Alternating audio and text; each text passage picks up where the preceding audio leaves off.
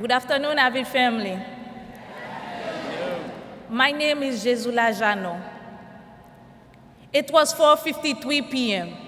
Crack, crack, gudu, gudu, gudu, gudu, gudu. The sounds of all my mother ever worked for was falling apart piece by piece. It was the terrible earthquake in Haiti. We lost everything that day. I watched my best friend Dafka die. I saw her face, but her body was trapped under the rubble of her house. We gave her water until we could no longer hear her voice. Food was available for a few open shops, but who could eat in the midst of a sea of dead bodies? Then the truck came to scoop them into a giant pit. There was no funeral for my friend Dafka. At night, I could see my mother's face as we sat in the little tent that the government provided for us. She tried to hide the tear from me, but deep inside, I could see the pain to her eyes. I could feel the desperation in her face. It was pretty difficult for me to handle, especially at 11 years old. At one point, I was simply angry at the world. I used to bite, cut myself just to not feel the pain, but I couldn't run from it because I became pain myself. I couldn't look at myself in the mirror. Every time I closed my eyes, I could only see my brothers and sisters crying out for help all around me. I could only hear the tremendous anguish and the sounds of my people crying. My nights, they were worse than nightmare. This tragedy changed my life in a way that I did not want to live anymore, because I did not want to continue watching my people suffering.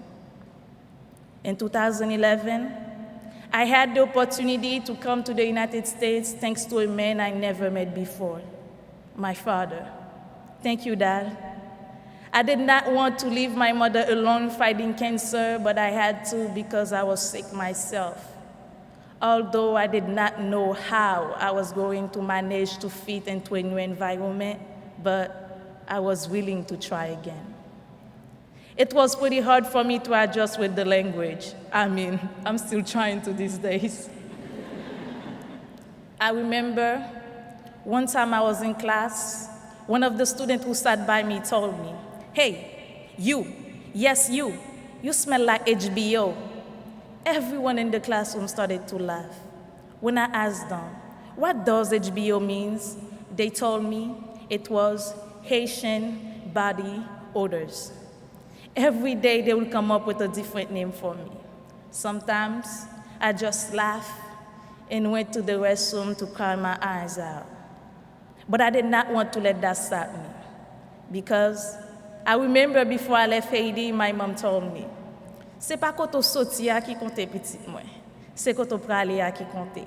It doesn't matter where you come from, my child. All that matters is where you are going. That right there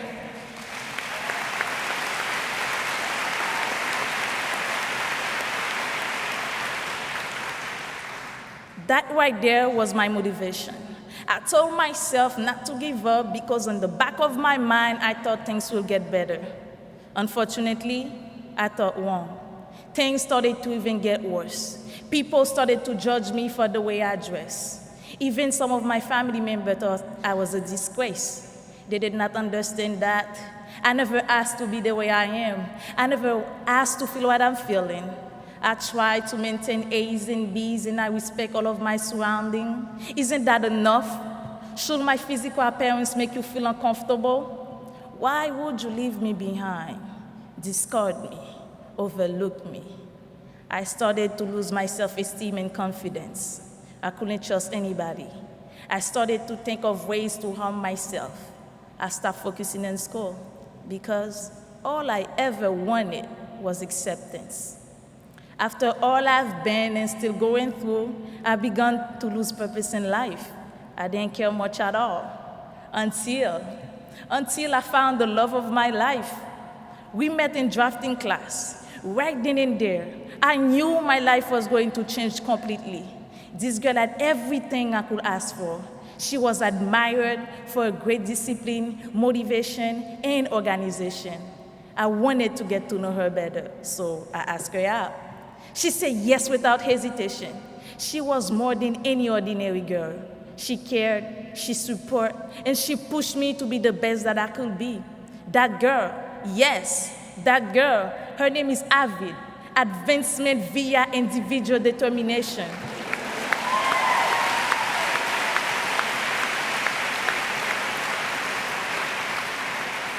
AVID changed my life. AVID is my family. Whenever I need help, academically or mentally, I know I have a family to rely on. AVID made me change my ways and made me understand that I have to make my obstacle become my strength in order to move forward. Shortly after we met, not only I regained my self-esteem, I am now helping teenagers like me to overcome their fears. AVID became a part of me, and it has exposed me to a world of adventures and opportunities that I would never known about. The only regret that I have is the fact that I did not get to know her sooner. I'm moving onward and upward with confidence, knowing that the sky is never the limit. I currently have a 3.8 GPA.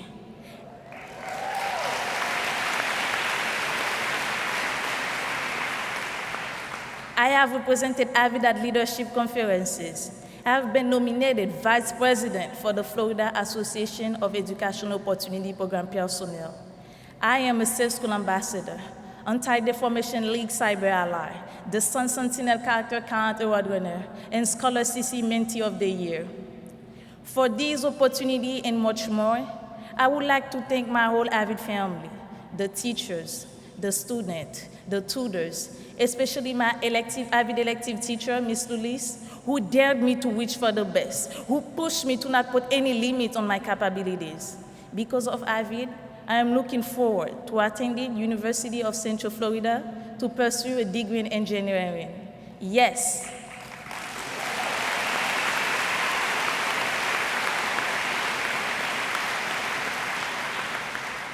Me, Jesula Jeannot, changed from being this shy, quiet, hopeless child to an amazing young lady with purpose and determination.